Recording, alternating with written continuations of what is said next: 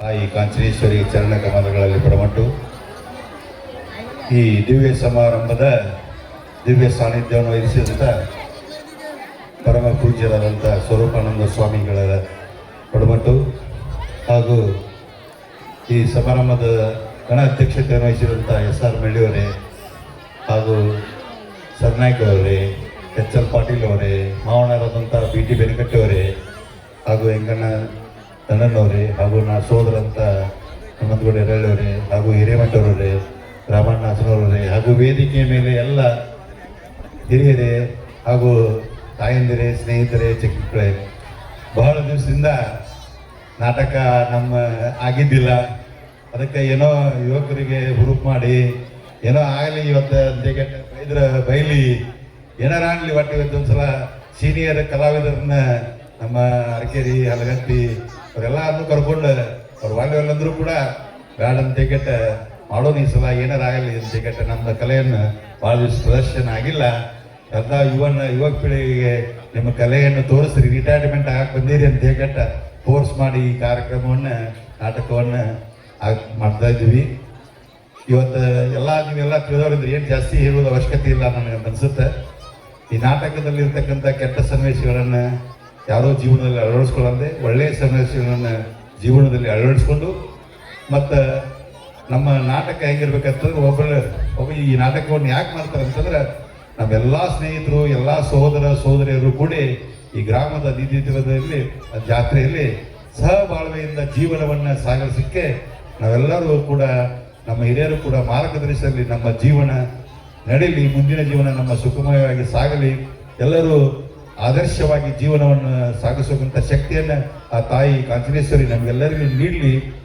ಹಾಗೂ ನಮ್ಮ ಊರಿನ ಕೀರ್ತಿ ಪತಾಕೆ ಶಾಂತಿಯಿಂದ ನಡೀತಕ್ಕಂಥ ಈ ವ್ಯವಸ್ಥೆ ಈ ಭೂಮಂಡಲಕ್ಕೆ ಮಾರ್ಗದರ್ಶನವಾಗಲಿ ನಮ್ಮ ಸ್ವಾಮೀಜಿಯವರ ಆಶೀರ್ವಾದದಿಂದ ಅಂತ ಹೇಳಿ ಎಲ್ಲರಿಗೂ ವಂದಿಸಿ ನಾನು ಮಾತು ಮುಗಿಸ್ತೀನಿ. ಜೈ ಹಿಂದ್, ಜೈ ಕರ್ನಾಟಕ.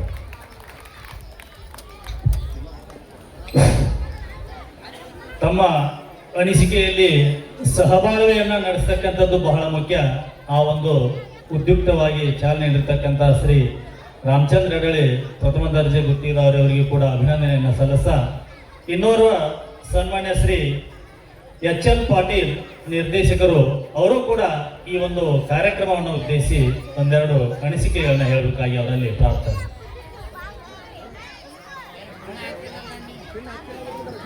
ಗ್ರಾಮದ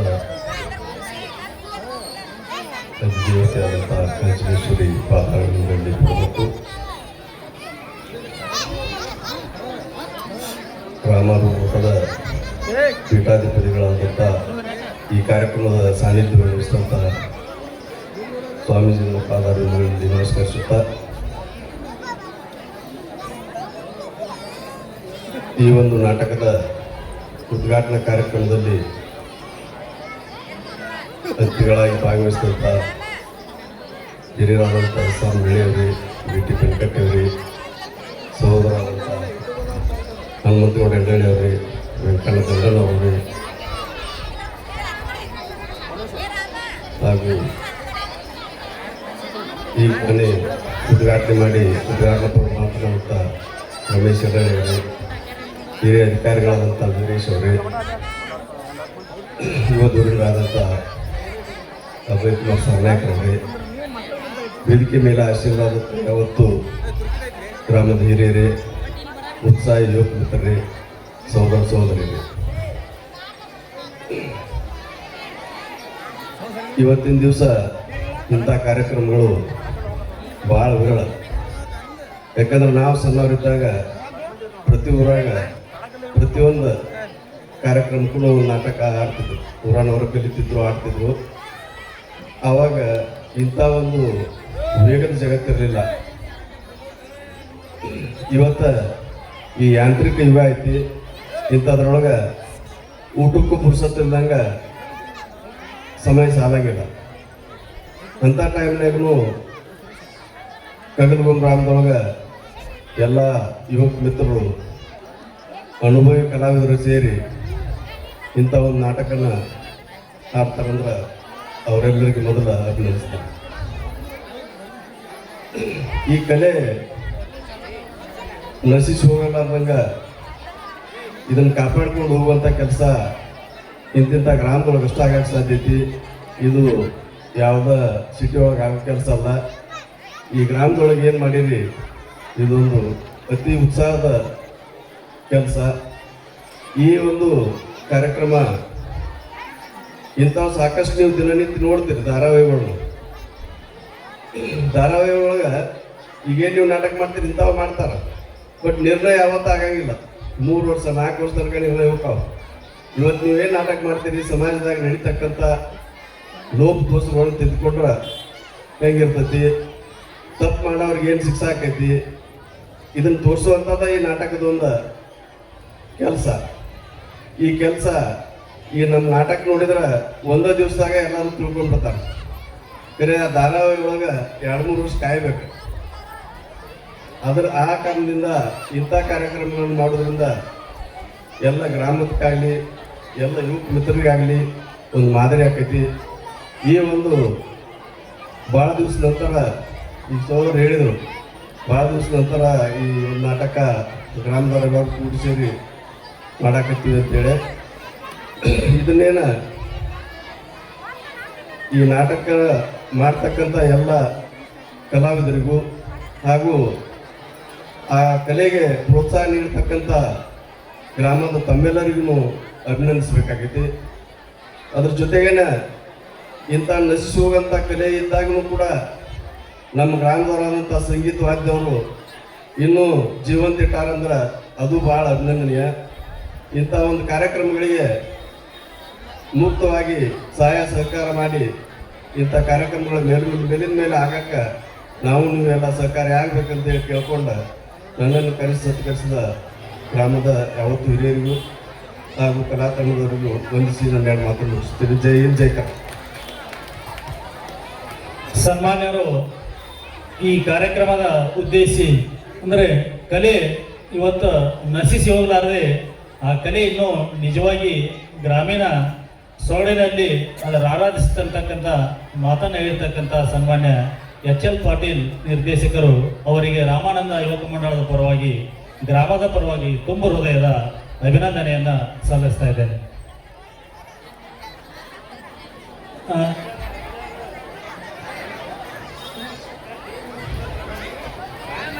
ವೇದಿಕೆ ಮೇಲೆ ದಿವ್ಯ ಸಾನ್ನಿಧ್ಯವನ್ನು ವಹಿಸಿಕೊಂಡಿರ್ತಕ್ಕಂಥ ಪರಮ ಪೂಜ್ಯರಾದ ಸ್ವರೂಪಾನಂದ ಅಪ್ಪಾಜಿ ಅವರಿಂದ ಆಶೀರ್ವಚನ. जय मंगलम जय नमः पार्वती पते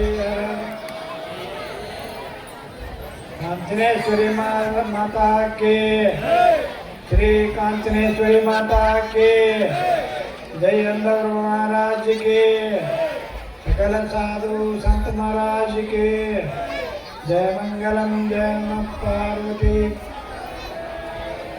हर ओम तत्सत परब्रह्मणे नमो नमः. सद्गुरु शंभुलिंगाय नमः. सिद्ध सद्गुरु पादाब्जं जननी जनकविततः तत्वोपदेशकर्तारं नत्वा ಭಕ್ತಿ ಪುರಸ್ಸರಂ. ಪ್ರಾತಸ್ಮರಣೀಯರಾದಂಥ ಪರಮ ಪೂಜ್ಯರಾದಂಥ ಸದ್ಗುರುಗಳ ಶ್ರೀ ಚರಣಾರವಿಂದಗಳನ್ನು ಹೃದಯ ಪದ್ಮದಲ್ಲಿ ಧ್ಯಾನಿಸಿಕೊಂಡು ಅದ್ವೈತ ಸಾಮ್ರಾಟರು ಸಕಲ ಮತೋದ್ಧಾರಕರಾದಂಥ ಸದ್ಗುರು ಶ್ರೀ ಸಿದ್ಧಾರೂಢಪ್ಪಗಳವರ ಆರೂಢ ಗುರು ಪರಂಪರೆಗೆ ಮನವಾಕ್ಕಾಯಗಳಿಂದ ಅನಂತ ದೀರ್ಘದಂಡವತ್ತು ಪ್ರಣಾಮಗಳನ್ನು ಸಮರ್ಪಿಸುತ್ತಾ ಇಂದಿನ ಈ ಶ್ರೀ ಗ್ರಾಮದ ಒಂದು ಉತ್ಸವದ ಅದ್ಭುತವಾದಂಥ ಈ ಜಾತ್ರೆಯ ಕಾರ್ಯಕ್ರಮಕ್ಕೆ ಕಾರಣೀಭೂತಳಾದಂಥ ಮಹಾಮಾಯೆ ಶ್ರೀ ಕಾಂಚನೇಶ್ವರಿಯ ದಿವ್ಯ ಚರಣಕಮಲಗಳಿಗೆ ಅನಂತ ಕೋಟಿ ನಮಸ್ಕಾರಗಳನ್ನು ಸಮರ್ಪಿಸುತ್ತಾ ಕಾಂಚನೇಶ್ವರಿ ತಾಯಿಯ ಉಡಿ ತುಂಬುವ ಹಮ್ಮಿಕೊಳ್ಳಲಾದಂಥ ಈ ಜಾತ್ರಾ ಮಹೋತ್ಸವದ ಕಾರ್ಯಕ್ರಮಕ್ಕೆ ಶ್ರೀ ರಾಮಾನಂದ ನಾಟ್ಯ ಸಂಘ ಕಡಲಗುಂಬದವರು ಒಂದು ಸುಂದರವಾದಂಥ ಸಾಮಾಜಿಕ ನಾಟಕವನ್ನು ಆರಂಭ ಮಾಡುವಂಥವರೆಗೆ ಮರಳಿ ಬಂದ ಮುತ್ತೈದೆಯ ಭಾಗ್ಯ ಅಂತ ನಾಟಕದ ಹೆಸರು. ಭಾಳ ಸುಂದರವಾದ ಸಾಮಾಜಿಕ ನಾಟಕ. ಇವತ್ತಿನ ದಿವಸ ಸಮಾಜ ಅನ್ನುವಂಥದ್ದು ಏನಾಗ್ಯದಪ್ಪ ಅಂದರೆ ನನಗನ್ಸಿದ ಮಟ್ಟಿಗೆ ಒಂದು 80% ಕೆಟ್ಟು ಹೋಗೋದು ಅಂತ ಅನಿಸ್ತದೆ. ಈ ಕೆಟ್ಟವಾದಂಥ ಸಮಾಜ ಅನ್ನುವಂಥದ್ದನ್ನು ತಿದ್ದಲಕ್ಕೆ ಏನಪ್ಪ ಅಂದ್ರೆ ಇವತ್ತಿನ ಈ ನಾಟಕಗಳು ಬೇಕಾಗ್ಯಾವ. ಮನುಷ್ಯನ ಬದುಕು ಅನ್ನುವಂಥದ್ದು ಹಸನಾಗಬೇಕಾಗಿತ್ತಪ್ಪ ಅಂದ್ರೆ, ಮನುಷ್ಯ ಸುಖ ನೆಮ್ಮದಿಯಿಂದ ಕಾಲ ಕಳಿಬೇಕಾಗಿತ್ತುವಪ್ಪ ಅಂದ್ರೆ ಅನೇಕ ಮಾರ್ಗಗಳದವ ತಿದ್ದುಕೊಳ್ಳಕ್ಕೆ. ಯಾರು ಭಾಳ ಬುದ್ಧಿವಂತರಿರ್ತಾರ ಅವ್ರು ಏನು ಮಾಡ್ತಾರಪ್ಪ ಅಂದ್ರೆ ಶಾಸ್ತ್ರಾಧ್ಯಯನ ಮಾಡಿ ದಿನಕ್ಕೊಂದು ತಾಸು ಶಾಸ್ತ್ರ ಕೇಳಿ ತಮ್ಮ ಬದುಕು ಅನ್ನುವಂಥದ್ದನ್ನು ಹಸನು ಮಾಡ್ಕೋತಾರ, ಸ್ವಚ್ಛ ಮಾಡ್ಕೋತಾರ, ಸುಖ ಶಾಂತಿಯಿಂದ ಇರ್ತಾರ. ಅವರೇ ಸಿದ್ಧಾರೂಢರು, ಕಾಂಚನೇಯ ಸ್ವಾಮಿ, ರಾಮಾನಂದರು, ಸ್ವಾಮಿ ವಿವೇಕಾನಂದರು, ರಮಣ ಮಹರ್ಷಿಗಳು ಮತ್ತು ಅನೇಕ ಮಂದಿ ಮಾತಿಲ್ಲ. ಒಂದೇ ತಾಸು ದಿನ 45 ನಿಮಿಷ ಶಾಸ್ತ್ರ ಕೇಳಬೇಕು. ಇದು ನೀಗಲಿಲ್ಲಪ್ಪ ಅಂತೇಳಿ ಅಂದ್ರೆ ಪುರಾಣ ಅಂತೇಳಿ ಬಂದಾವ.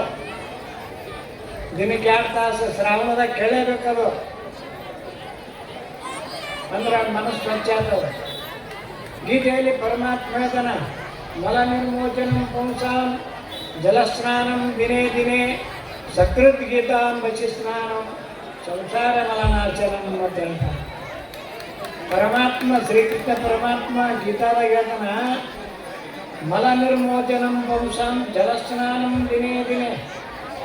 ನಿಮ್ಮ ಮೈಯಾಗಿನ ಹೊಲಸು ಹೋಗ್ಬೇಕಾಗಿತ್ತು ಅಪ್ಪ ಅಂತ ಹೇಳಿದ್ರೆ ಒಂದೇ ದಿನ ಸ್ನಾನ ಮಾಡಿ ಹೋಗಂಗಿಲ್ಲ. ನಿಮ್ಮ ಮನ್ಯಾಗಿನ ಕಸ ಹೋಗ್ಬೇಕಾದ್ರೆ ಒಂದೇ ದಿನ ಕಸ ಹೊರಗಿಲ್ಲ. ನಿಮ್ಮ ಮನ್ಯಾಗ ಬಾಂಡೆ ಸಾಮಾನು ದಿನ ತಿಕ್ತೀರಿ, ಏನು 2 ದಿನಕ್ಕೊಮ್ಮೆ ತಿಕ್ತೀರಿ? ನೀವು ಸ್ನಾನ ದಿನ ಮಾಡ್ತೀರಿ, ಏನು 2 ದಿನಕ್ಕೊಮ್ಮೆ ಮಾಡ್ತೀರಿ? ಒಬ್ಬೊಬ್ರು ಮಳೆ ಬಂದಾಗೆ ಜಳಕ ಮಾಡೋರು ಹೋದಾರ. ಆದ್ದರಿಂದ ಏನಪ್ಪ ಅಂದರೆ ದಿನನಿತ್ಯದಲ್ಲಿ ನೀವು ಹೆಂಗೆ ಸ್ನಾನ ಮಾಡಿದ್ರೆ ನಿಮ್ಮ ಮೈ ಅನ್ನುವಂಥದ್ದು ಹಸನಾಗ್ತದ, ಅದೇ ರೀತಿ ಮನಸ್ಸಿನ ಸ್ನಾನ ಏನಪ್ಪ ಅಂದ್ರೆ ಮನಸ್ಸಿನಾಗ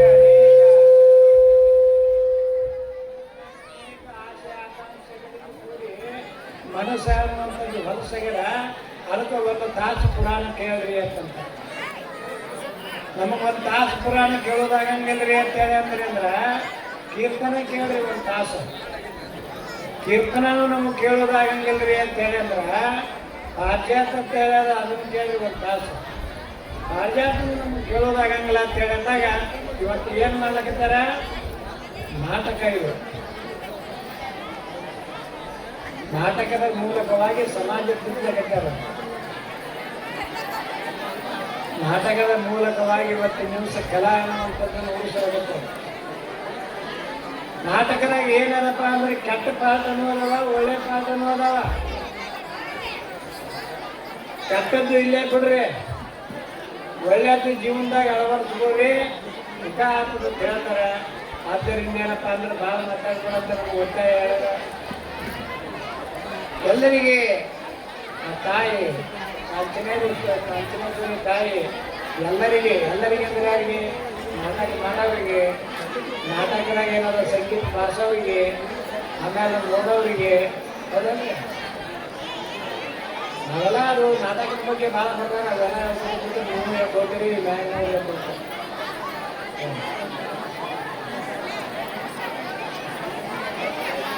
ನಾಟಕ ಸುಮ್ಮನೆ ಎಲ್ಲ ಶನಿಗಳಿಗೆ ನಾಟಕ ಹೋಗ್ಬೋದೆ.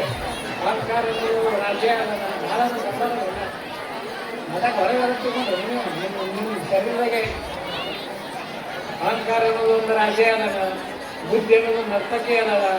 ಆಮೇಲೆ ಏನಪ್ಪ ಅಂದ್ರೆ ಇಂದ್ರಿಯಗಳು ಅನ್ನುವಂಥವ್ರು ಇವೆಲ್ಲ ಸಂಗೀತಗಾರ ರಾಜ್ಯ ಸೂರ್ಯಗಳ ಅವ್ರು ಅದಾರ.